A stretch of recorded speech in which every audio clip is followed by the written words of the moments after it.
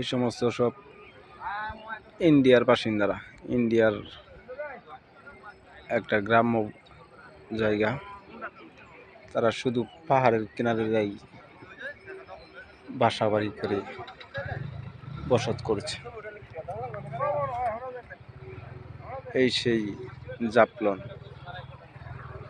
যা দেখার জন্য দূর দূরান্ত থেকে মানুষ পাগলের মতো ছুটে আসে।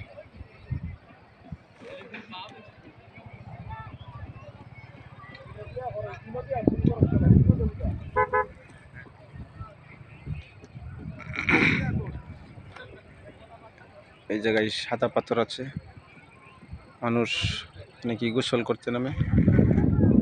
চা বাগান আছে, পাহাড়ের ছবি, সৌন্দর্য দেখার মতো আকর্ষণীয় সিনারি, এ সমস্ত ইত্যাদি।